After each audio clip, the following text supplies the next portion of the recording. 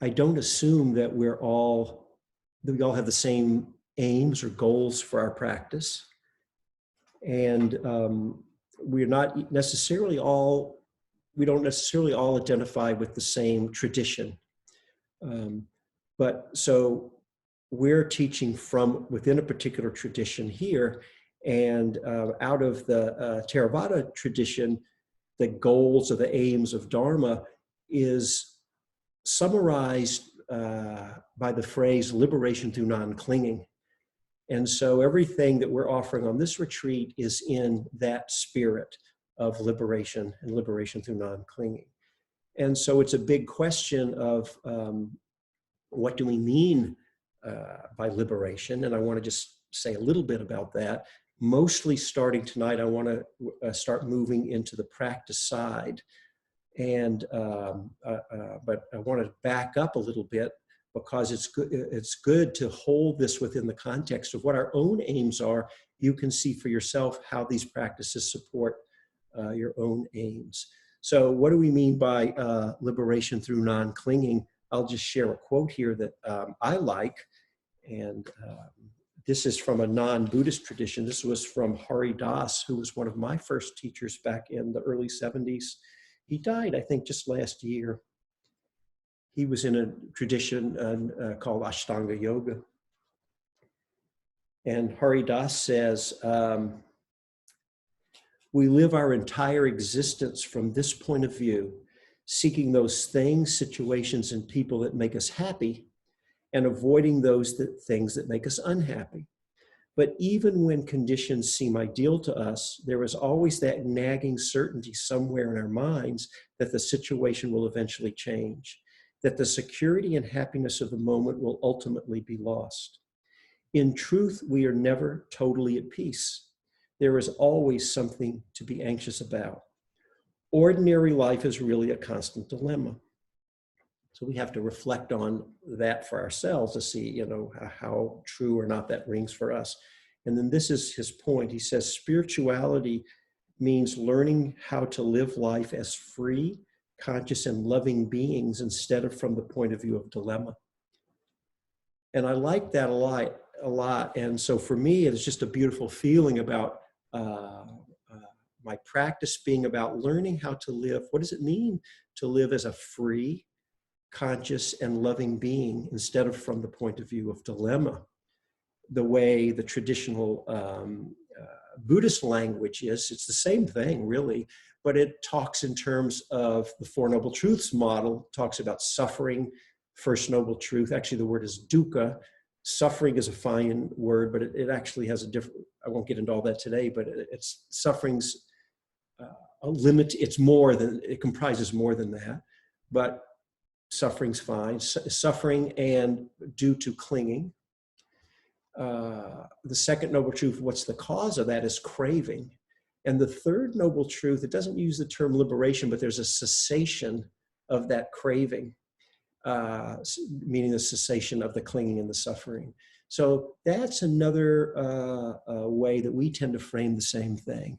So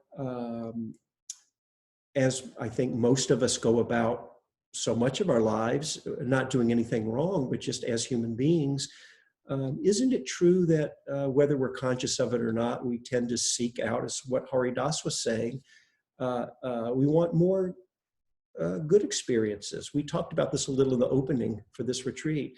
We want less suffering, more pleasant. You know, nobody here wants more suffering and less happiness. That's just being a human being. And so that's fine. And we, again, whether we're conscious of it or not, we spend our whole life is really, I think, just as a human being, geared around that, which is actually fine. I don't think we want to stop trying to do the things to aim our lives how we think it should be. That would not be caring for ourselves. And yet, in any given moment, despite our best efforts, we get what we get. And so, you know, the whole question is, what are you going to do with you get what you get? It's one thing when life is giving us what we want, but what do we do when we either don't get what we want or life is giving us what we don't want? And so if our well-being or our happiness is tied only in having or not having certain uh, experiences, then, you know, it's a fragile kind of, it's not a good, reliable refuge. And so the idea of this liberation through non-clinging is that, is it possible to find more of our well-being and ultimately maybe all of our well-being not tied up in the nature of the experience itself, but how are we relating to what's happening? And we start to pay more and more attention to that. And we can get just as interested in how we're relating to something as the experience itself, maybe even more interested. And that can be very liberating because it's in the letting go itself. We can find freedom. When this whole situation with the coronavirus started, and as with many very experienced Dharma practitioners, I was, you know, going through times of, sometimes I was doing okay, but I definitely went through challenges, fear, worry, anxiety, all kinds of struggles, in addition with times of feeling quite spacious and free. And when the difficulties would come up, I would work, you know, using all the skills and tools that I know to try and like go around it and, you know, work with it. And sometimes I would have success and sometimes not. And then one morning, a couple of weeks ago, I woke up and I said to someone in my house, I said, you know, it's an amazing thing. I'm just so happy. And I was like, what's going on? I mean, the virus is still there. I'm still concerned about the economy. I'm concerned about people's suffering. I'm concerned about all of our health. All of the concerns are there. How can it be? Isn't that kind of odd that I would actually feel happy? And when I investigated and looked to what that was all about, I realized it was something, at least for that period in that morning, had deeply let go. And it was in the letting go, even in the face of the difficulty, it brought, that was the freedom it brought. And it put my mind in a happy space, even when sometimes I'm relating to something challenging. So I think that's kind of this idea around the liberation through non-clinging. And maybe that's enough said on that for now. But I wanted to bring that into the discussion because then within this context, everything that we're talking about, all the practices are all in service of this liberation through non-clinging. All the qualities we're cultivating, all the techniques and methods, you know, it's not about a particular technique. It's not about a particular practice. This is one of the reasons why I say, and I know I say it a lot about, you know, this may not be the right practice for you. And, you know, we're all different, and what works well for one person isn't right for another.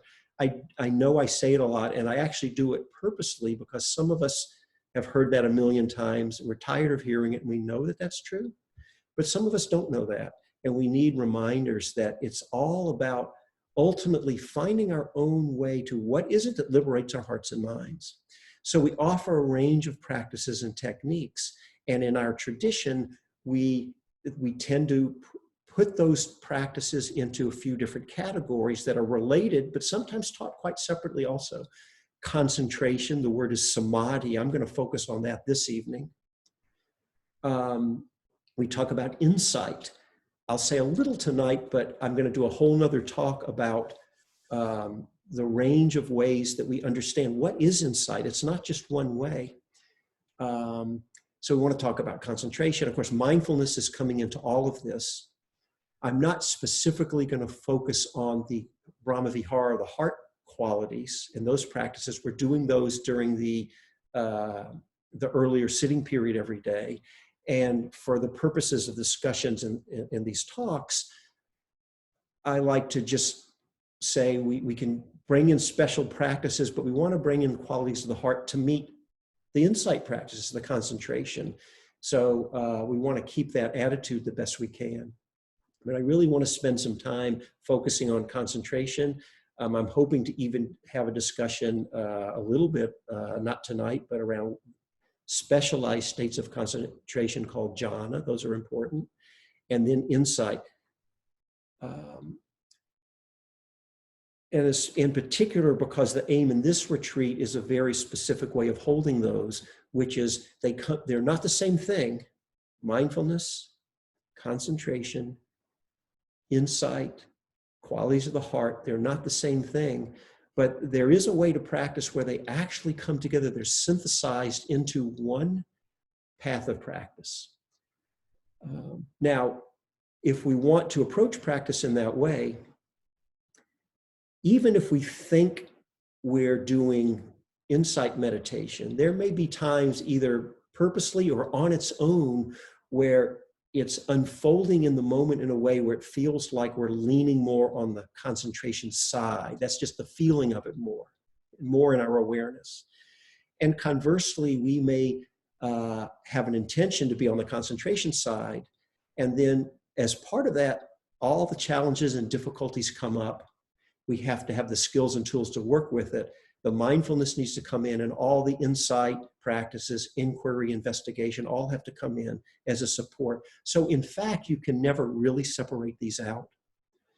And the real trick is having these tools, being exposed to them all, and then so we know what's ever happening in the present moment, we let that inform us. We don't have to choose, are we doing mindfulness? Are we doing concentration, insight practices? We meet the present moment, let it inform what's needed, and then they can all unfold kind of in harmony together. So I'm going to come back later, and I don't know if I'll get to it tonight, but really talk specifically about exactly that. How do they harmonize together as one? For the rest of this talk, I want to focus on the concentration side of the practice. So the word that we translate as concentration in both Pali and Sanskrit is samadhi.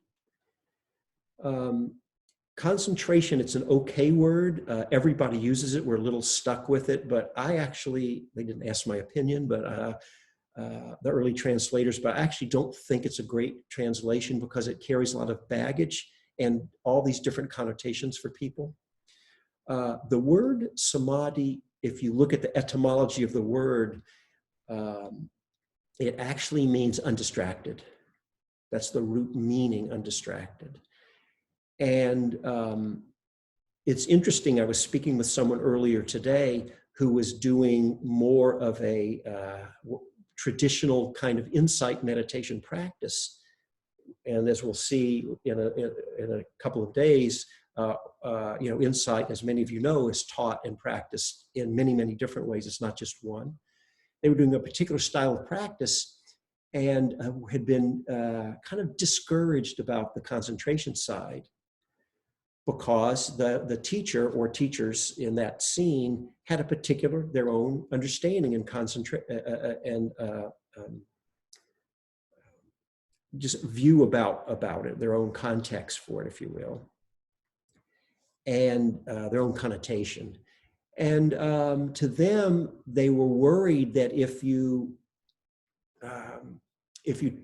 try to develop concentration, you're going to start craving after it, over-striving. And I always find that interesting because everybody will say, try to develop loving kindness and compassion and take it as far as you can. Nobody says, well, don't try to develop it or you're going to chase after it. Nobody says don't deepen your mindfulness or your insight. For some reason, something about concentration people get more worried about. And so I just wanted to name that because the Buddha was not one of those people. And I could give you many, many quotes from the source text in which the Buddha basically said when it comes to concentration that it was important. It was, you should really put an emphasis on developing it. So I don't share that concern. We can fall into craving and getting over-striving and for anything. And of course, when that happens, we want to recognize it. Sometimes we need help from the outside. We'll all have that sometimes. When it happens, yes, we'll suffer.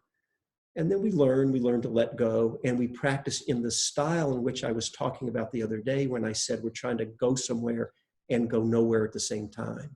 meaning, yes, we can go for it with concentration. You don't have to pretend you don't want those blissful good states, but we do it by tending to the present moment without an overstriving mind. And then they become, rather than a corruption of mind, or a defilement, where it's just feeding our greedy mind, it becomes wholesome qualities of mind that we're developing.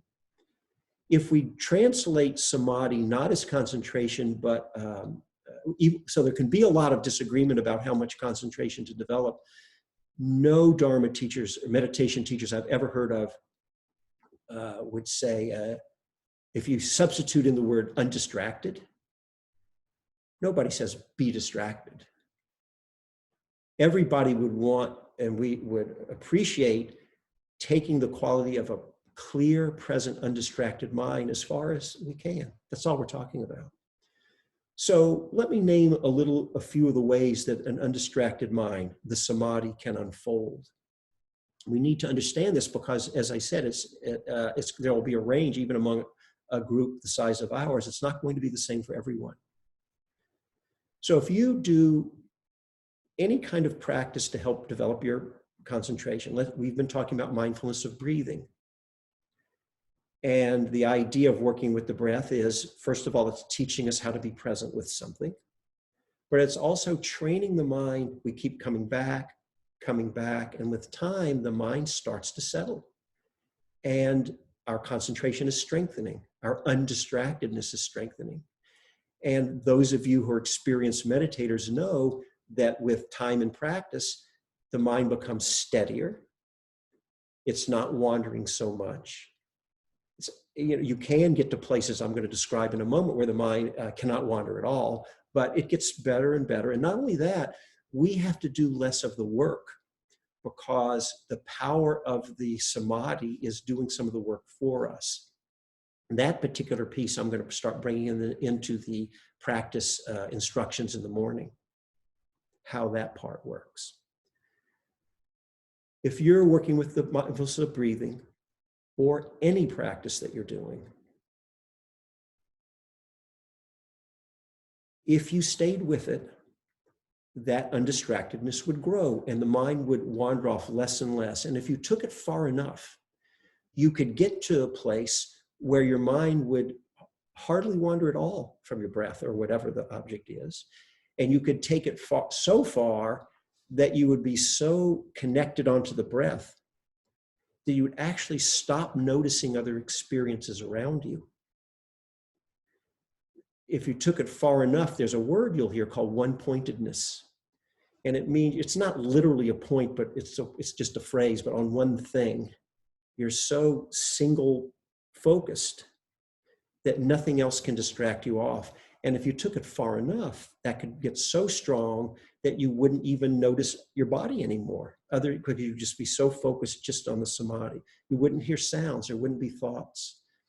So I'm going to come back and describe that in more detail in a moment. But that's a kind of undistractedness. The way I just described it is a narrow focus because you're losing connection with the wider range of experiences. You lose connection with changing experiences, actually, because things become fixed. And they call this type of samadhi fixed concentration. It's sometimes called exclusive samadhi because it excludes awareness of everything else. And the mind's exclusively on one thing. And sometimes you'll hear the word one-pointedness. And the example is sort of a silly example, but I think it makes the point. If you've ever been around someone, say, who's engrossed in reading a book or reading the news article or whatever, and you come up to them and you say, hey, and they don't hear you, and you said, hey, and they all of a sudden they pull out of it and they say, what? They were so engrossed that they literally just didn't notice you speaking. That's kind of the idea of what we're talking about. You become, I guess engrossed is a word, into the one undistracted on the breath. There's another way that undistractedness can develop that's just as strong, but it's qualitatively quite different. In the first way I was just talking about, that exclusive, fixed one-pointedness, As I said, the change for you, you lose connection with the experience of changing flow of experience. Experience kind of stops for you. I mean, you still have an experience. Maybe maybe when you have samadhi, you see light, or it's very blissful. There'd be nothing but just the light and the bliss, and it would feel great. You wouldn't be complaining. You'd want to go in there. Another way that it can unfold is the mind gets steadier and steadier, but rather than the changing flow of experience stopping for you,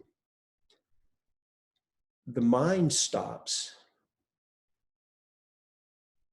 Let me pause for a moment. So I'm using this term, the mind, and I have to be careful because we use the term mind in many, many different meanings. And I'm using the term, I realize I'm using it quite loosely. I'm not being very precise. I don't really know what the mind is when we say the mind, but there's an experience. So you're just going to have to bear with me. Of the mind comes to stillness, but the changing flow of experience still happens. It's just as deeply undistracted, but rather than being narrowly focused and excluding, this is a open, it's not exclusive, it's an inclusive undistractedness, because it doesn't exclude anything. All experiences can still come, sounds, body sensations, whatever, but the mind's not moving. It's like I read, and matter of fact, I'll reread it again. I think the other day I read, maybe it was last night, I read the quote from Ajahn Chah. This is exactly what he's talking about. His famous quote on the still forest pool, when he says, try to be mindful and let things take their natural course. Then your mind will become still in any surroundings like a clear forest pool. That's what we're talking about here. All kinds of rare and wonderful animals will come to drink at the pool. All your experience have not been, you have not lost connection with any experiences, right?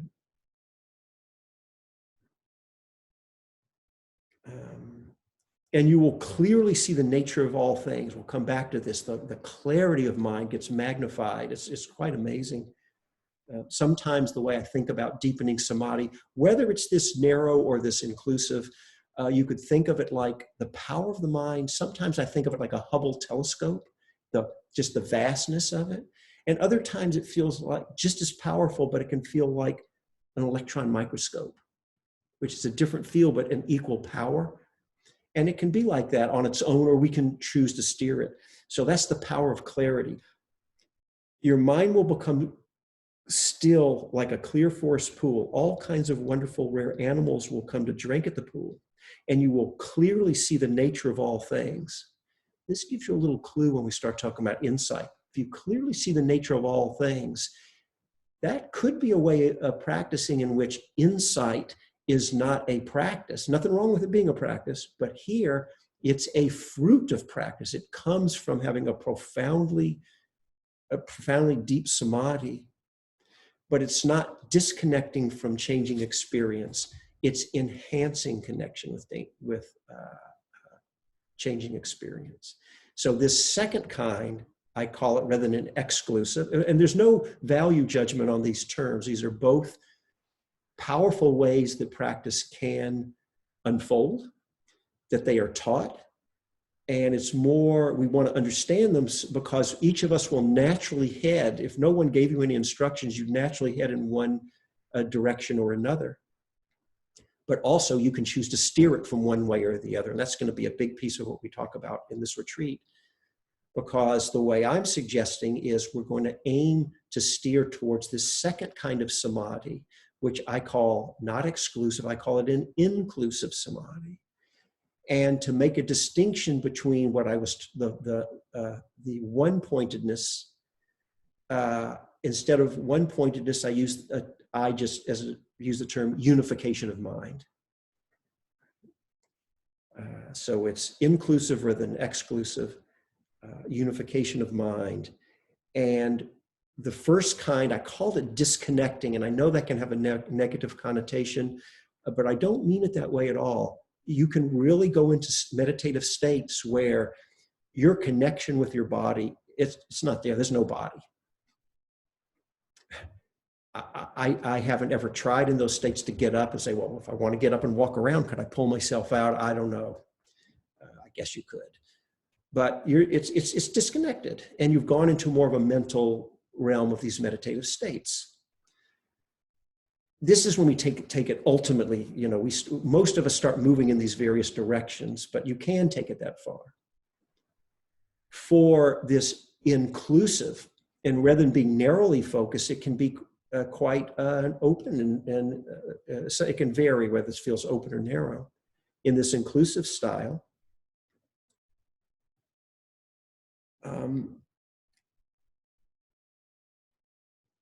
the level of undistractedness of your mind doesn't change between the two. Right? I personally, there are many people, there's quite a world out there of people who have their strong opinions between these two styles of samadhi, which is right or best, or what do the suttas really teach, and what came later in the commentaries. And I wrote a whole book about that. I've got a lot of opinions, but some of you know my book, but I don't think that's really what's of importance. What's important is there really are these different ways that it can unfold and that it's taught. And people really do get tremendous fruit and benefit practicing in all these ways. The people who are adherents of insight as part of what leads to liberation would say, this is why some people, here's the answer right now. You want to know why some teachers shy away from concentration? Because in their mind, when they think of samadhi, they're thinking of that first kind where you disconnect from changing flow of experience. And if you think the path to liberation is insight into the nature of all things, including impermanence, for example, and that not self and dukkha, suffering and all that, you have to connect with experience to have those deep insights. And if you've disconnected through samadhi, you're not having that connection. In the second kind of samadhi, though, as I said before, and as we'll explore over this whole week, you're not disconnecting, you're enhancing connection. So we don't have to hold back the samadhi. However, I want to add another piece in here, and this goes back, I meant to say this earlier, and I just left this piece out when I was talking about the goal is liberation through non-clinging. And I said that all the practices we're doing within the way, at least within our tradition, are in service of that goal. I guess this is a good place to bring it in, as good a place as any. People then have a lot of views about, well, what are the qualities we're developing to support the liberation of our hearts and minds? And so, again, this idea of that it comes through insight, as you all know, we have quite a tradition in, at least here in this country, I don't know if it's the entire West, of insight meditation. And there's a lot of centers called the Insight Meditation Society, IMS, in Barre, Massachusetts. There's all these centers that have the word insight meditation centers there. So you can see that they are teaching a very powerful, deep, profound style of practice called insight meditation. Not taught just one way, but they are really emphasizing that the pathway to liberation is through having these insights. This is why sometimes the practice may not be just stay with your breath. They may not give any preference to the breath and may just connect moment to various changing experiences, whatever's happening. Yeah, in that view, you do want to have some amount of undistractedness, but just enough to be present enough to be mindful of what's happening. We don't want to overemphasize, and it's more about bringing the mindfulness to meet changing experience moment to moment. You may even be guided to specifically not only connect with the experience, but look for change. That's part of the insight you're trying to pay attention to, right? No question that what I'm just talking about around insight is important and powerful, probably for all of us. However, that is not the only way that liberation unfolds. Now, I have to be careful because I certainly am not claiming to have reached the end of the path. But the good news is we don't have to reach whatever our conception is of the end of the path. We don't have to reach that end to have seen tremendous liberation in our own lives. I know many of you who I've spoken with and know what I'm talking about. And if you're not sure about that, I'll come back to my point in just a moment. But if you don't know that that's true for you, just think back in your life.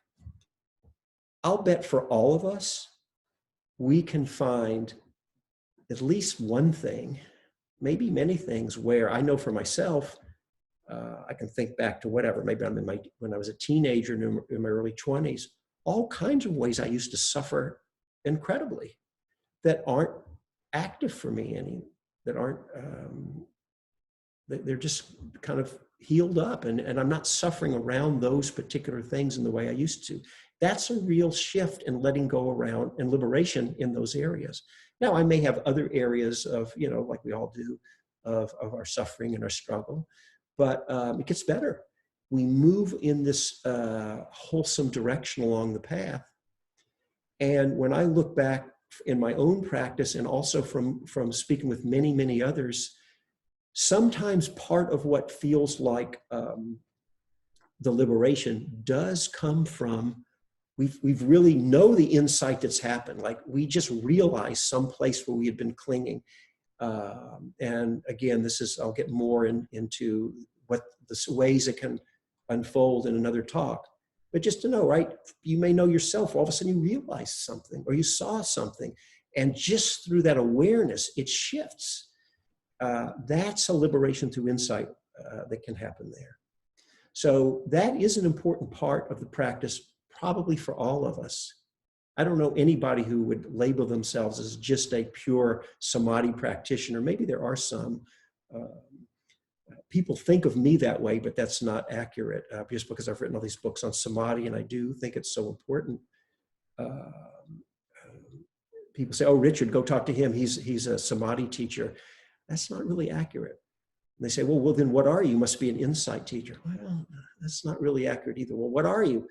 I need a better somebody. If you think of something over the course of, don't stir your mind up about it, but over the course of the retreat, send a little chat window there, because the way I think of it is, I don't do that much teaching anymore, so I'll say more as not as a teacher but as a practitioner. I'm develop an inclusive samadhi that opens yourself to synthesize mindfulness, heart practices, and insight all in one path of practice. Teacher. Or as Kevin said, Dharma teacher. Thank you, Kevin. So I'm probably a better meditation teacher than I am a Dharma teacher, but I appreciate that. That was kind of you. So insight is a piece of it. However, for many people, I don't know what might be happening subconsciously or just under the surface, but to the degree they're aware, it doesn't feel like it's insight is the path. What can happen for some people is through the samadhi, the mind can enter a profound place of equanimity. And it didn't feel like we got there because of some insight we have. It's just the purification process that happens for touching these meditative states. So there's a whole piece, I'm going to talk about it, I think, tomorrow night, that's very, very important, called purification of mind. Does not get talked about in our seeing that much. It's very important. Sometimes just by touching these meditative states, they, what would you say, they marinate us? I don't know, cook us, we ripen. There's a coming to fruition process that happens. It shifts the conditioned patterns in our minds. And we may not know how we're there, but we may not feel like it came from some kind of doing insight practice. All we know is we're resting in the stream of non-clinging. That's a phrase I use. Sometimes people don't quite get what do I mean by that phrase. So it's okay. Some phrases will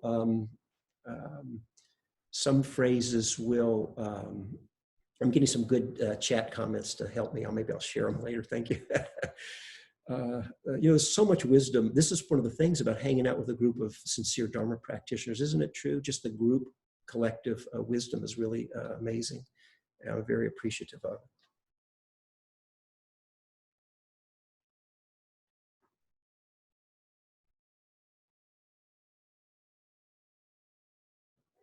So, and someone asked, how do you unify the mind? So this is going to be we're going to be talking about more and more. I think it'll come clear over the course of our time. We're just getting started here tonight. So let me go back. Sorry, I lost my train of thought. This stream of non-clinging is a phrase that I like a lot. It's not really a traditional way it's talked about. There's the stream of the Dharma, but it feels like I'm just resting in, I don't know how to say it, just resting in the stream, this changing flow of life, just the pure beingness of existence, right? And the mind is, it's not clamping on to anything, it's not holding on, it's not pushing away. And things are it's kind of like traditional language of unfolding. It's really known and seen and let go around, so it can happen kind of in its own way. And we can rest in that stream of non-clinging. That can even carry through when we are engaged in doing things. That sense can really carry through. Other ways people relate to it is they think of resting in a clear presence, a sense of presence and wakeful presence, that some people relate to thinking a little bit like that. There's a lot of different ways it can feel. But this liberated mind comes more and more to fruition. So again, sometimes through it feels like the insights are doing it. That's part of the picture for all of us, for sure. Sometimes it's through doing these heart practices. Also, I'm not focusing on that in these talks, but no question about it, that's a whole path of practice for many people, and that can lead to the Samadhi.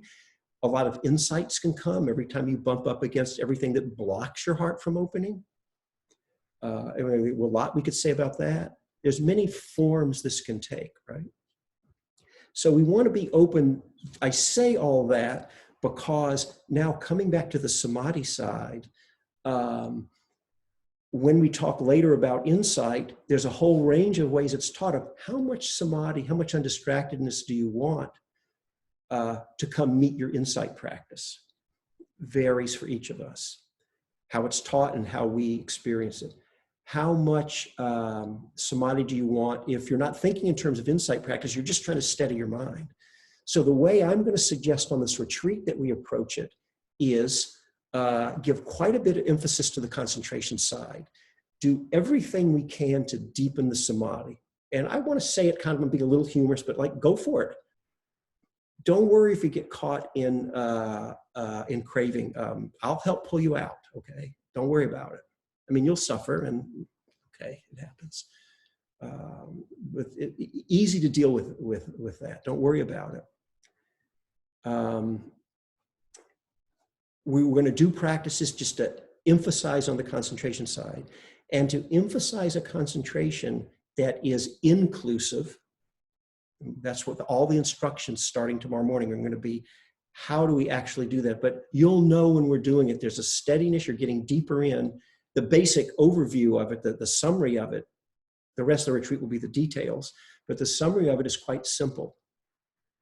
The deeper and deeper you go, you're hitting the sweet spot where you don't have to go looking in your body to see what's going on. If something happens in your body, you know it. If something comes up in your mind, you know it more than ever before, because you're so present and clear and undistracted.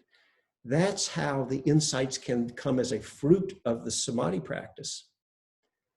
And on its own, and this is what you have to watch out for, on its own, without you doing anything to make it happen, there are going to be times when it feels like you're leaning more on the insight side. It's just like you're not constant, you can't concentrate. All that beautiful Samadhi, where did it go?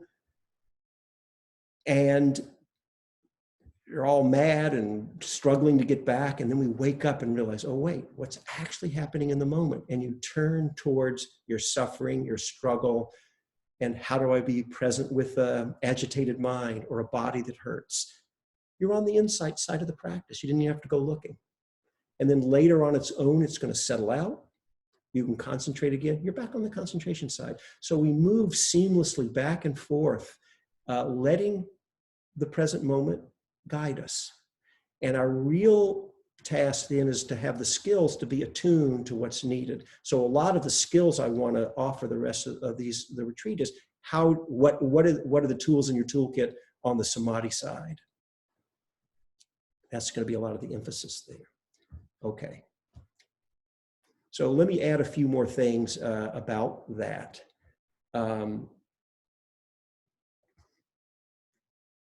Regardless of which style of concentration you develop, oh wait, I'm sorry, I forgot to add in. I disagree with the people who, the traditional classic teachings that say, if you develop what I was calling exclusive, one-pointed, and I called it a disconnecting samadhi, that somehow you can't get the insights there.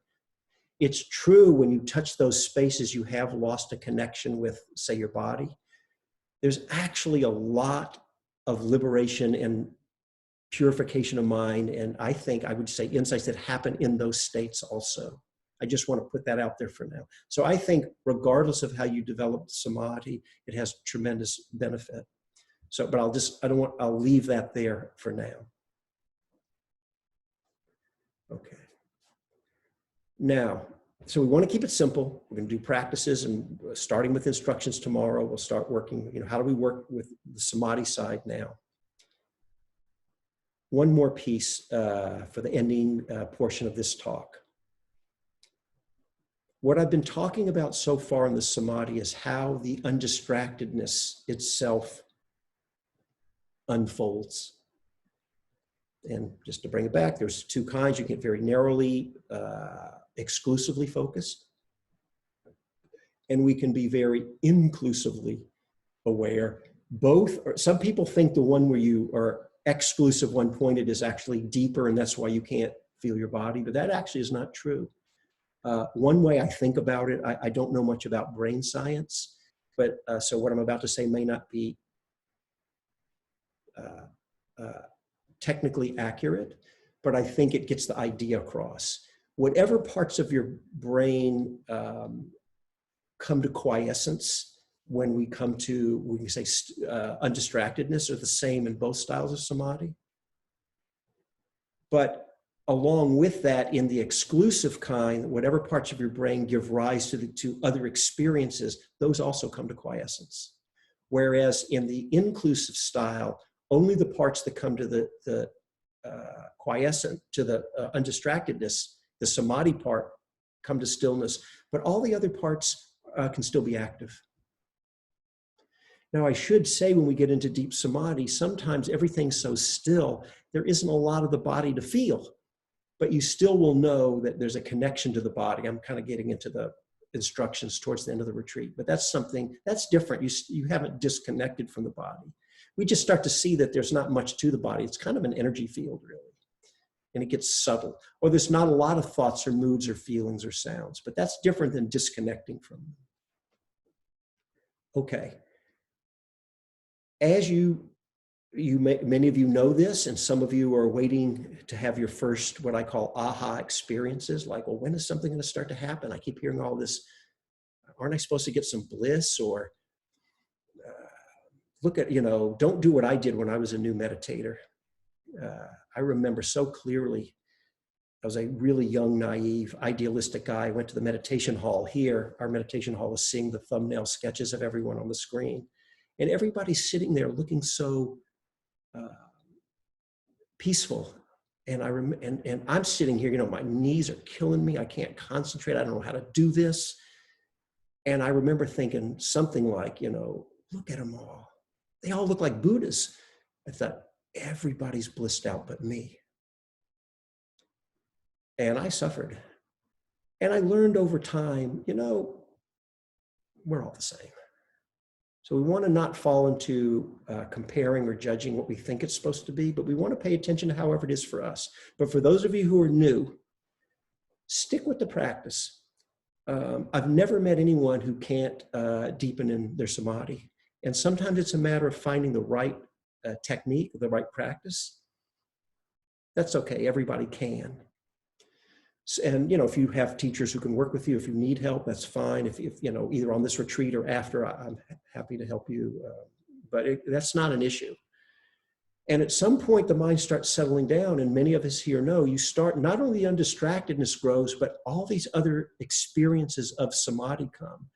I'll name a few common ways it can arise also. Some people can start to see lights or hear I don't know if there's celestial sounds, but very pleasant sounds. I think most people probably don't see that, but definitely some do. Some people can feel just a very pleasant feeling. It can be a blissful feeling, or it can be a very strong bliss, or it can be very smoothed out, but it can be very, very pleasantness. Sometimes energies can move, and sometimes the pleasant or the energies can be in the body. Sometimes we don't know where it's located. It's more just mental, but we're having a pleasant experience. It can feel very expanded, spacious, deep sense of peace and stillness.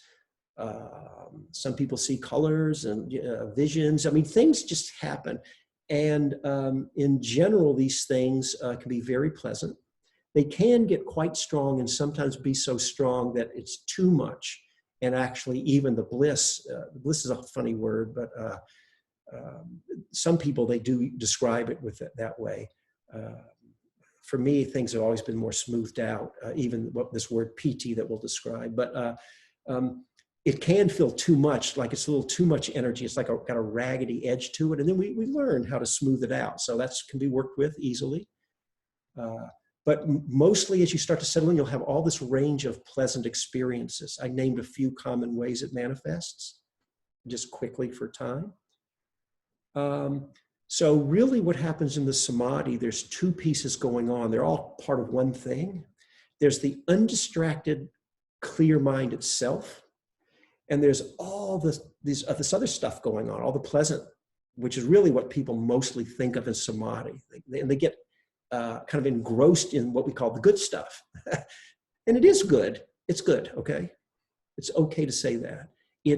When we touch those places, it can be deeply healing, nurturing, nourishing. It's sort of a resourcing, if you know there's a term. It can be like a temporary kind of almost like a refuge. It's not like the ultimate refuge like the three Buddha, Dharma, Sangha, but it can be a refuge for us. The Buddha himself said that when he was towards the end of his life, he told Ananda, who was the Buddha's personal assistant, he said, personal attendant, he said, his body had so much pain, the only time he could find any relief was when he withdrew his mind in these certain deep states of samadhi called jhana. Now, he may not have needed a refuge because maybe he wasn't fighting against having a painful body, so I don't know his state of mind. But for us, sometimes we do need a relief. So those states are good, but the thing is, those things come and go. And what can happen is we want to learn to use all those experiences, which I call the experiences of samadhi. Or as a shorthand, I'm just going to call it the samadhi, but it's not technically accurate because the samadhi is actually the undistractedness itself. And all this other stuff that comes along, the pleasantness is part of it. But we don't want to get so engrossed in the pleasantness that we lose awareness of the fact of the clear mind, which is actually kind of a deeper place. Because over time, when we talk about jhana, you'll see all that stuff settles out. And we're left more with just the purity and clarity of mind itself anyway, those deeper stages.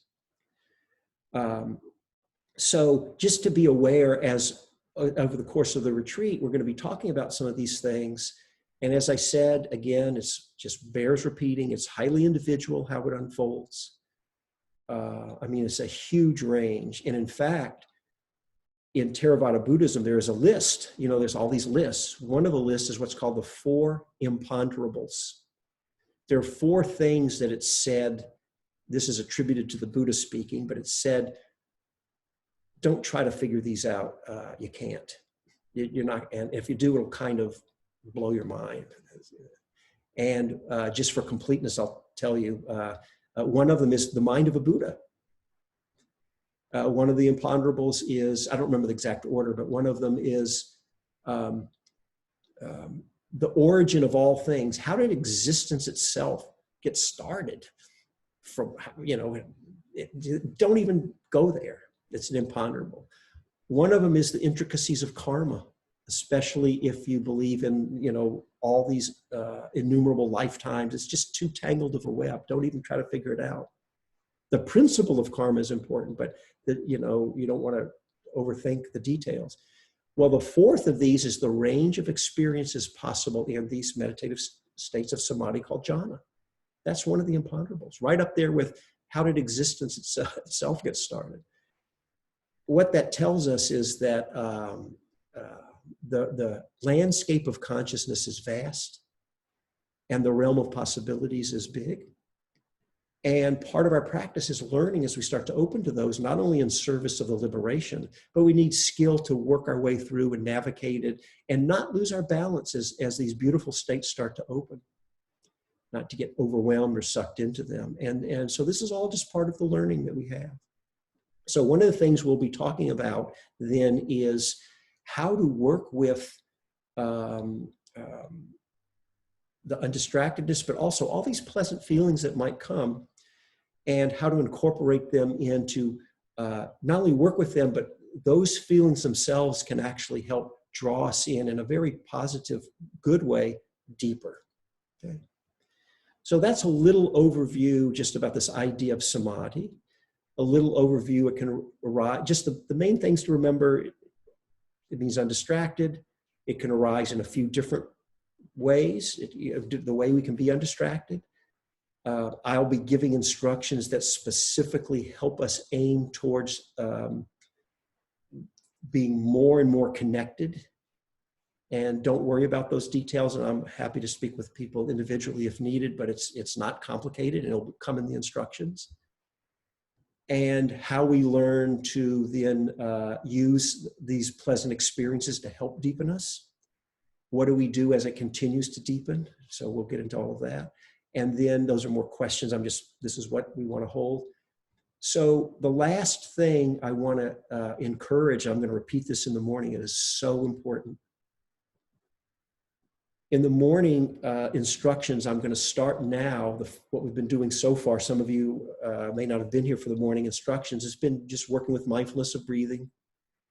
And how do we open to other experiences that may come? You've heard these instructions probably many times, working with other experiences, bringing them into the practice. Starting in the morning, I'm going to talk about how to work now as the samadhi starts to happen in the earlier stages, and how we start to work when some of these pleasant experiences start to happen. Some of you will be further along with this. Some of you won't have these experiences happening yet. That's fine. I'm working in a standard progression because I want to kind of go through a complete progression over, we've only got, I think 6 or 7 mornings. So I'm going to just work systematically through, by the end, really getting into very deep states of samadhi. I want, really just please hear me on this. If that's not happening for you, and it's not going to be for many of you, for sure, please find the way to be patient and at peace. It's not always easy. Do your best with whatever's happening for you. But I want you to just have heard these instructions, and then please go back to whatever's actually happening for you, whether you're further along in this development of samadhi or you're still waiting for some of these things to come. You at least will have heard it. You don't have to try to remember it. It'll be there when you need it.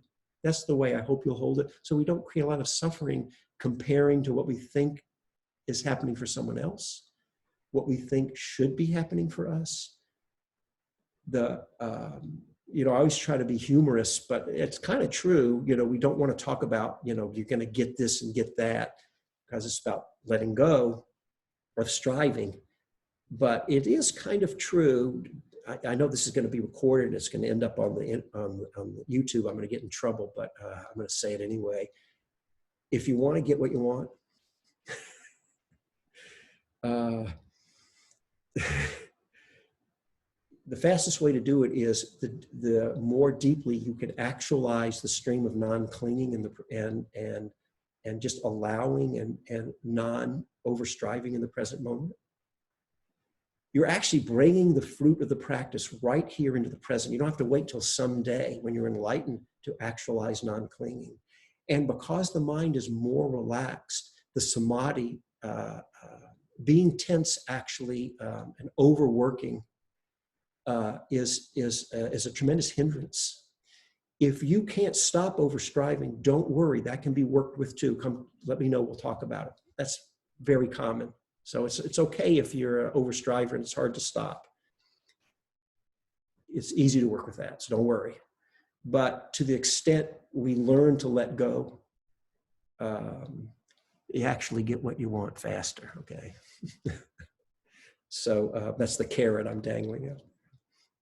And we suffer less along the way. Right. I think I said that the other day. It's like having your cake and eat it too, but trying to be a little humorous. We got to hold ourselves a little lighter sometimes.